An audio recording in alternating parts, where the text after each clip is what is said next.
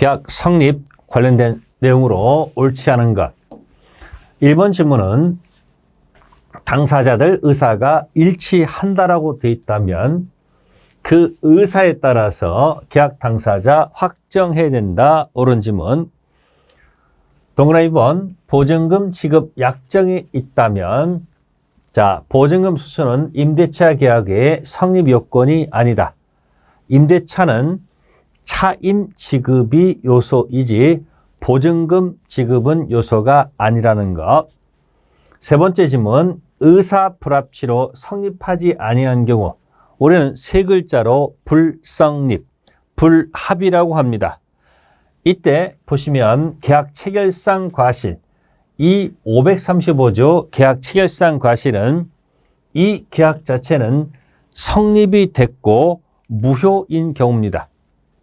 총칙에서 무효인 계약도 성립은 했다는 사실, 따라서 불성립에서는 성립을 전제로 한 무효 취소에 관한 규정 적용할 수가 없습니다.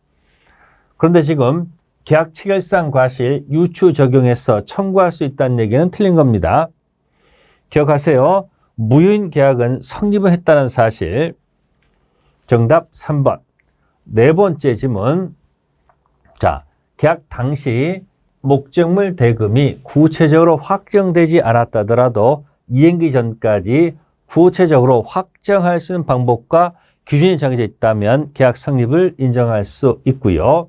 다섯 번째, 요거는 의사표시나 관습에 의해서 승낙 통지가 필요하지 않은 경우, 이게 바로 의사 실현에 의한 계약 성립이죠. 이 경우는 그런 사실이 있는 때 성립한다.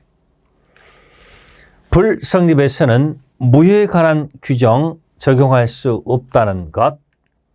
동시이행항변권 설명으로 틀린 것 쌍무계약의 특질입니다.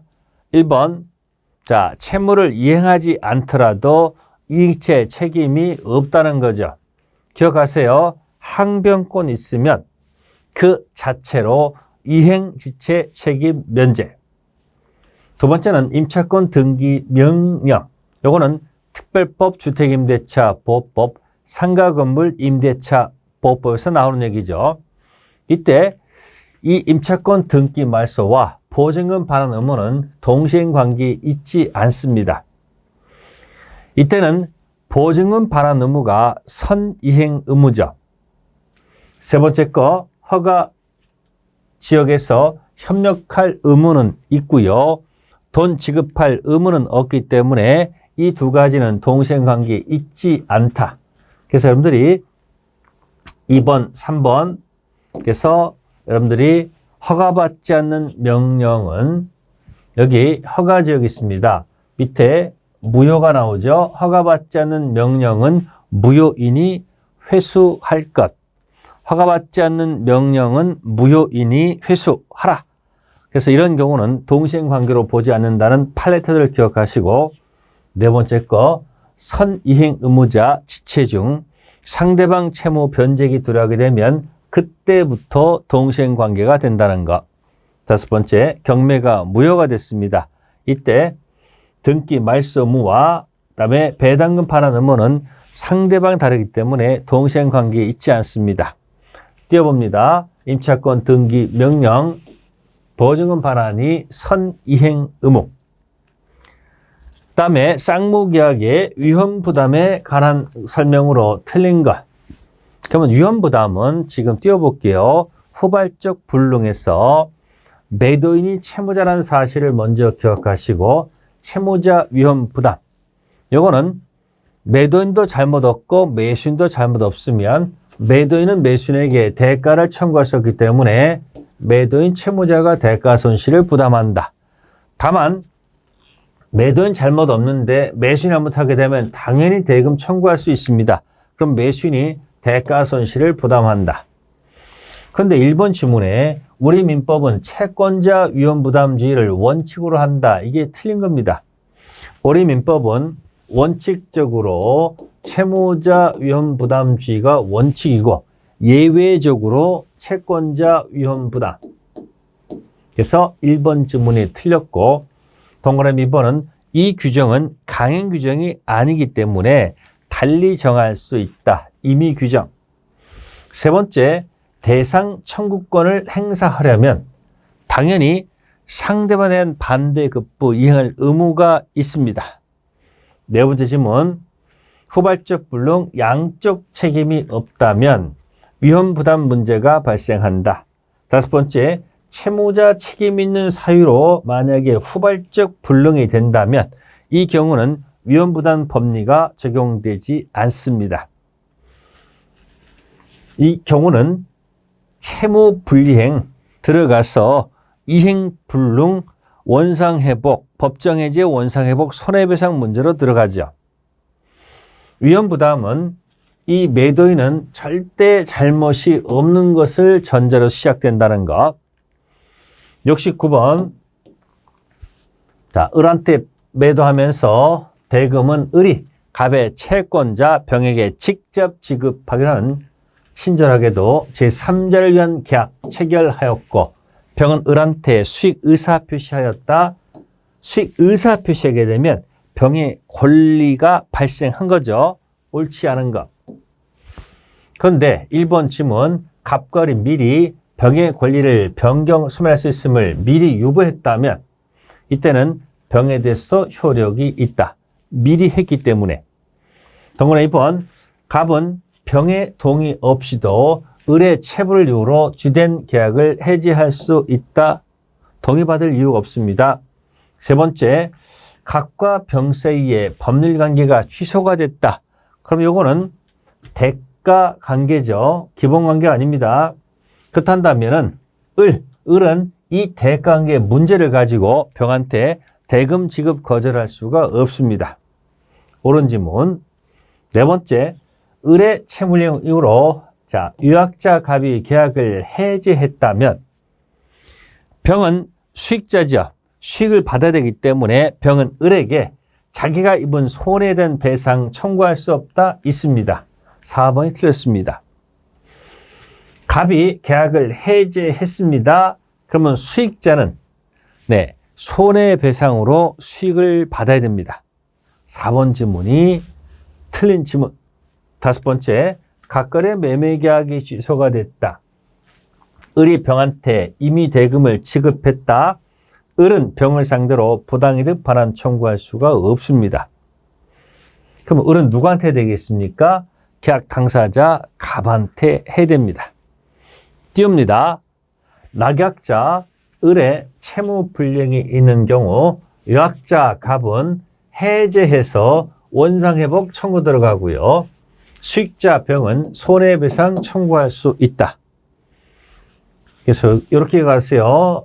요 약자 동그라미 원상회복, 수익자 시옷, 손해배상 시옷, 빵빵 시옷 시옷. 70번, 갑은 을한테 매도하고 등기를 맞춰주었다. 을은 변제기 지났음에도 불구하고 대금을 지급하지 않고 있다. 채무 불이행. 틀린 것을 골라라. 그러면 지금 같은 경우 돈을 지급하지 않고 있게 되면 이건 이행 불능이 아니고 이행 지체. 따라서 기억지문 최고한 이후 비로소 계약을 해지할 수 있다. 이행 지체. 니은지문 갑이 적법하게 매매 계약을 해제했다. 그러면 소유권은 언제 복귀될까? 소유권 자동 복귀.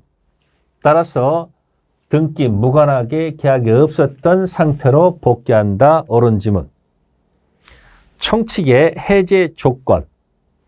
계약법의 일방적 법정 해제, 서로 합의 해제. 이처럼 해제란 용어가 들어가게 되면 소유권은 무조건 자동 복귀로 기억하기. 디귿, 을이 엑스토지를 병한테 매도하고 소유권 등기를 마친 후 그러면 지금 이 을의 등기가 지금 OK 등기 상태입니다. 유효죠. 그러면 을을 거쳐간 OK 등기 병도 당연히 OK 유효 등기란 얘기죠. 그런데 그 후에 갑이 을을 상대로 계약을 적법하게 해지했습니다. 그러면 해제되기 전 을로 연결된 병은 오케이가 되기 때문에 병은 소유권 상실할 이유가 없습니다. 그래서 디귿 지문은 X. 정답은 3번. 띄웁니다. 을 등기가 오케이. 유효 등기면 병 등기도 오케이. 따라서 해제가 되더라도 이 병 등기는 소유권 상실하지 않는다. 결국 이런 얘기네요. 해제되기 전 유효 등기에 연결된 병은 보호받는다는 뜻. 갑은 자신의 토지를 을에게 매도하면서 계약금 수령, 중도금, 잔금은 일교 후 지급받기로 약정했다. 틀린가? 그러면 계약금 관련된 해제 문제, 계약금 해제 문제죠. 1번, 계약금을 위약금으로 하는 특약도 가능하다. 네, 약속 위반 시 계약금을 어떻게 처리할 것인지 위약금 특약도 가능하다. 동그라 2번, 계약금 계약은 당연히 매매 계약에 종된 계약, 매매 계약이 주, 계약금 계약은 종, 단 동시성 요구되지는 않는다. 동그라 3번, 중도금 지급 후, 그러면 이행 착수가 됐기 때문에 더 이상 계약금 해지할 수는 없다는 사실. 네 번째 질문, 해약금에 기한 해제권, 즉 계약금 가지고 계약을 해지했다. 계약금 해제가 있게 되면 손해배상 청구할 수는 없습니다. 그래서 4번이 틀렸습니다. 채무 불이행 법정 해제는 원상 회복도 있고 손해배상도 들어간다. 그러나 계약금 해제는 원상 회복도 없고요. 손해배상도 없으니까 같이 묶어서 기억하기. 동그라미 5번째, 해약금 해제권 배제하는 약정은 유효. 그러면 행사할 수가 없습니다. 계약금 해제에 관한 규정은 임의 규정이기 때문에 그렇다. 띄워볼까요? 계약금 해제, 원상회복 문제 없고요. 손해배상 없습니다. 이때 채무 불이행을 문제 삼는 법정 해제는 원상회복도 들어가고 손해배상도 들어간다. 권리 하자와 관련된 담보 책임 보시면 악의 매수인에게도 인정되는 권리, 직관적 답 찾으십니다. 기억 지문은 권리 전부가 타인 것. 자, 해제권 인정됩니다. 두 번째, 일부가 타인 것 못 넘겨받는다. 대금, 감액, 청구 인정받습니다. 저당권 실행으로 매수인이 소유권 상실했을 때 이 알고 있었다 하더라도 계약 해제권 인정합니다. 늘 목적을 설정된 지상권에 의해서 매수인이 권리 행사가 제한되어 계약 목적을 달성할 수 없습니다. 그러면 이런 경우는 악의 매수인은 해제권 인정될 여지가 없습니다. 그래서 정답은 5번. 요거는 이렇게 기억하십니다.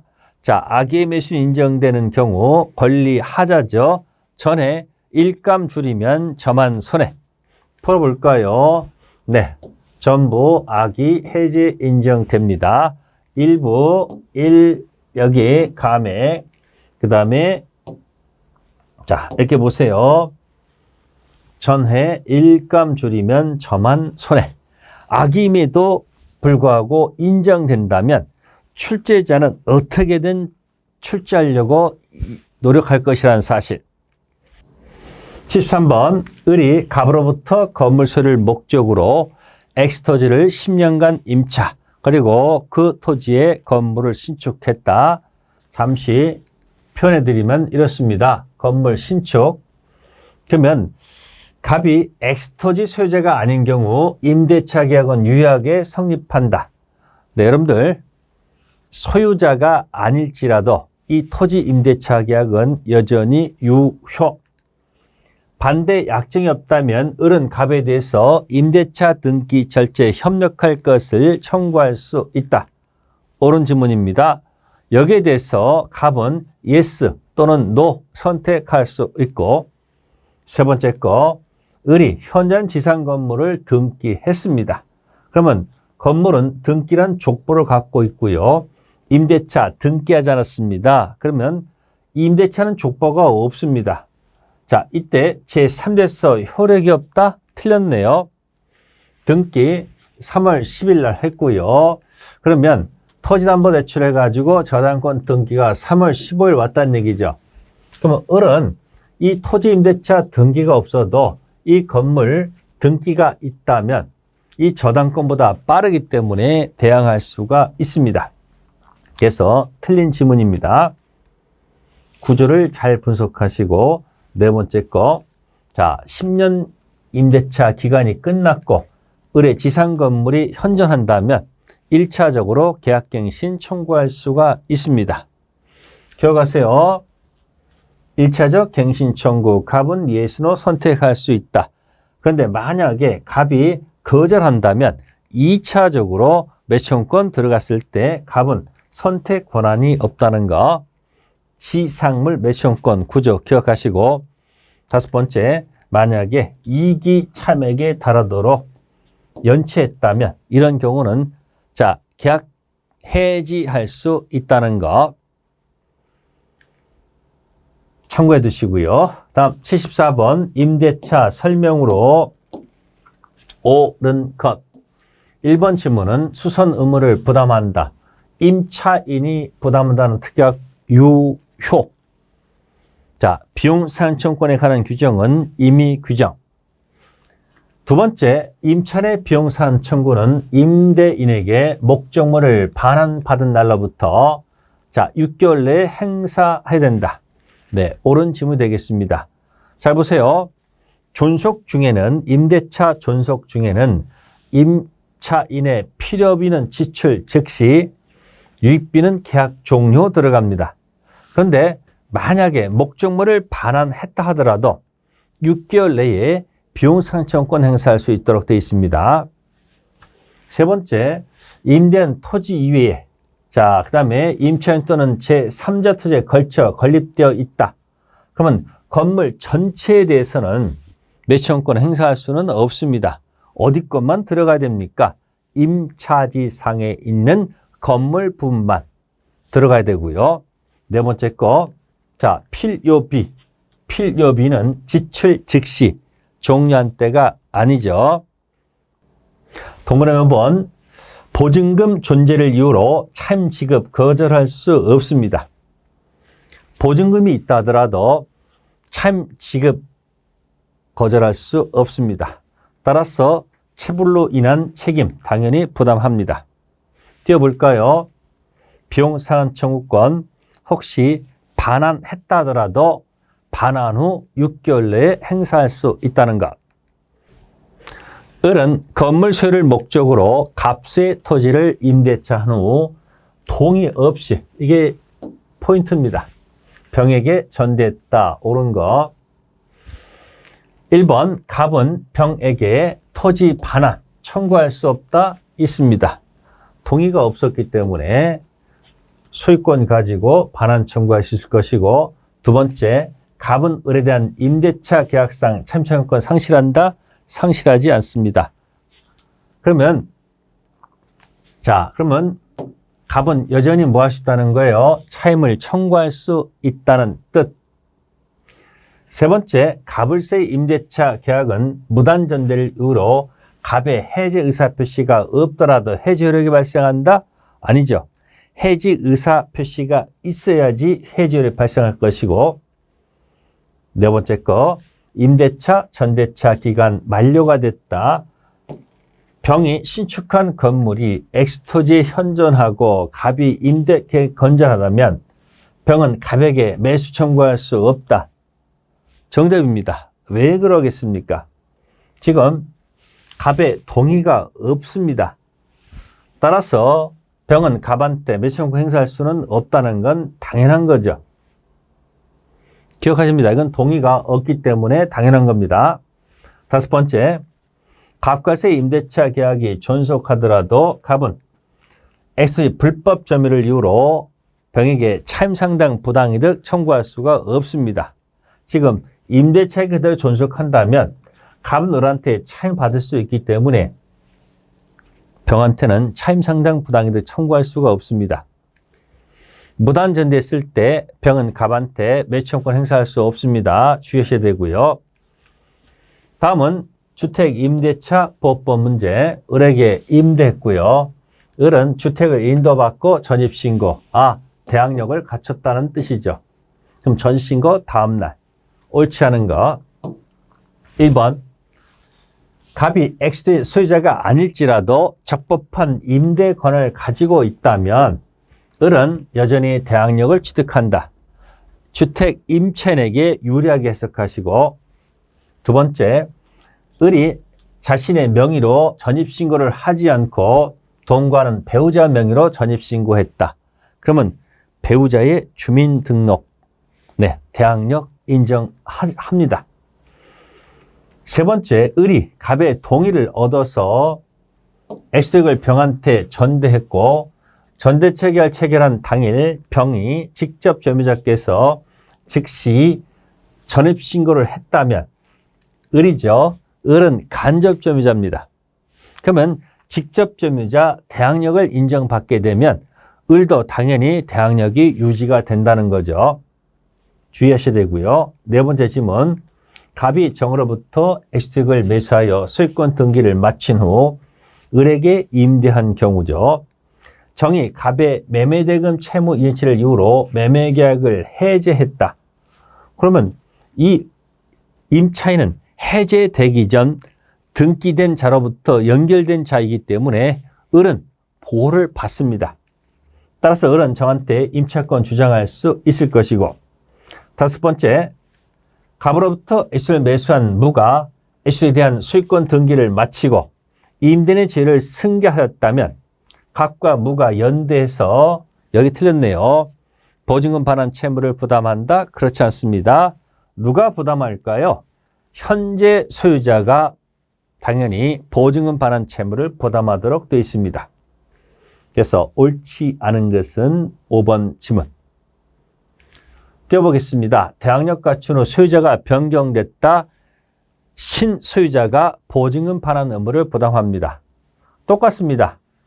전세권자가 전세권 취득한 후 소유자가 변동됐을 때 신소유자가 전세금 반환 의무를 부담하는 것처럼. 17번 옳지 않은 것. 1번 지문. 사업자 등록 대상이 되는 건물로서 영리를 목적한 영업용으로 사용하는 임대차를 가리킨다. 옳은 지문. 또는 2번.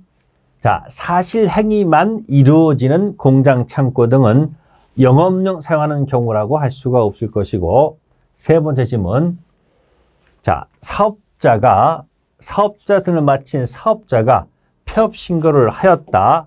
다시 같은 상호 및 등록번호로 사업자 등록했다. 그러면 기존 것이 그대로 존속한다 그러면 논리 모순이죠. 다시 새롭게 시작하는 것이지 폐업 신고하게 되면 기존의 대항력은 사라진다는 것. 3번이 틀린 지문. 네 번째 지문. 3기. 상가는 상기입니다. 이때는 계약갱신 요구를 거절할 수 있습니다. 두 가지 주의하셔야 됩니다. 3기 연치한 경우 또는 중단 과실, 그런 경우는 계약갱신 요구를 거절할 수 있다. 다섯 번째 질문은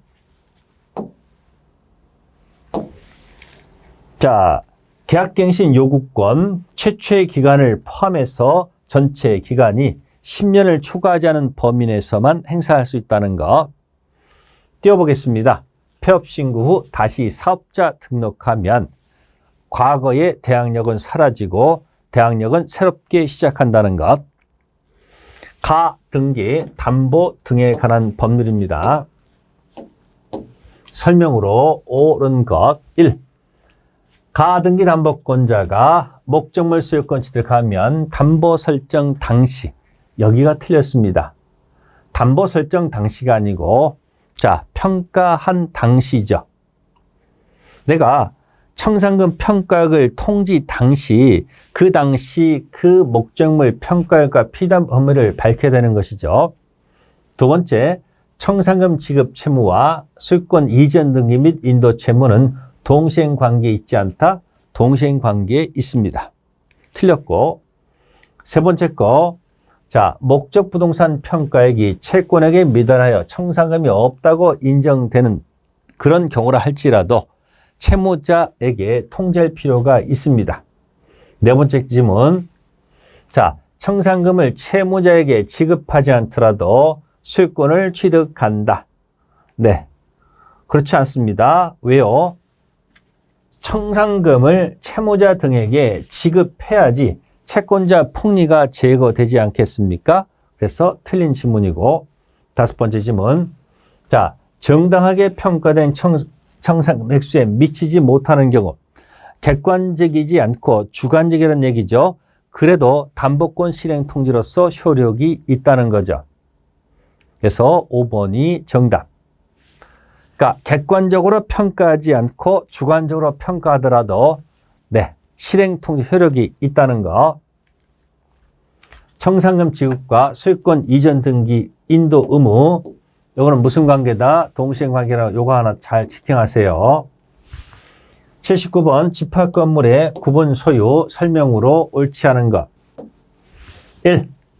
보존 개량을 위해서 전유 부분, 다른 구분소유자 전유 부분의 사용을 청구할 수 있다는 것. 전유 부분 보존 개량을 위해서. 두 번째, 구조상, 이용상, 독립성 갖춘 건물 부분, 구분소유권 목적물이 될 수 있다. 옳은 지문.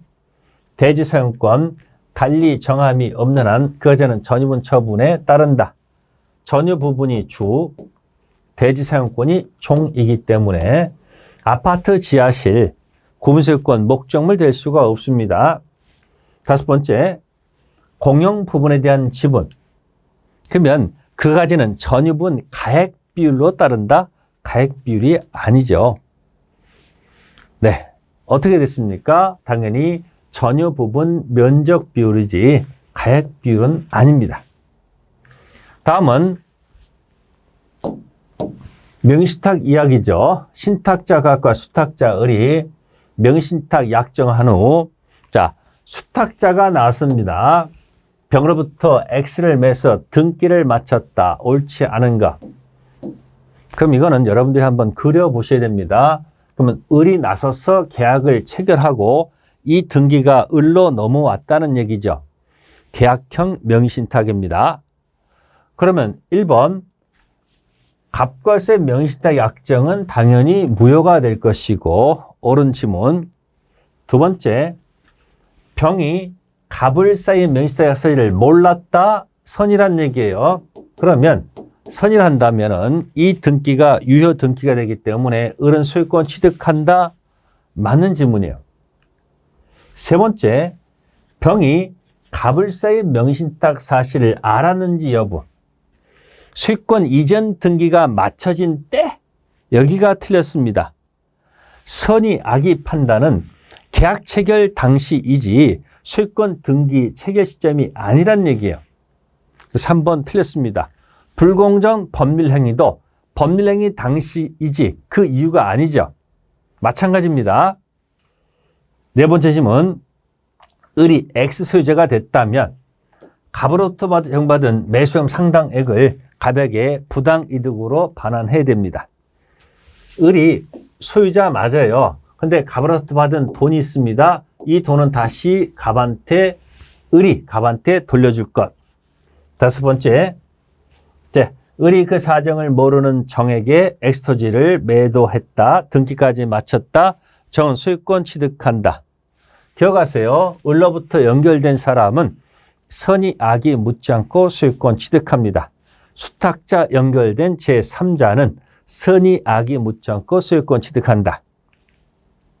그래서 선의 악의 판단 시점, 매매 계약 당시이지 등기한 때가 아니라는 것. 이제 3회분이 여러분을 기다리고 있습니다.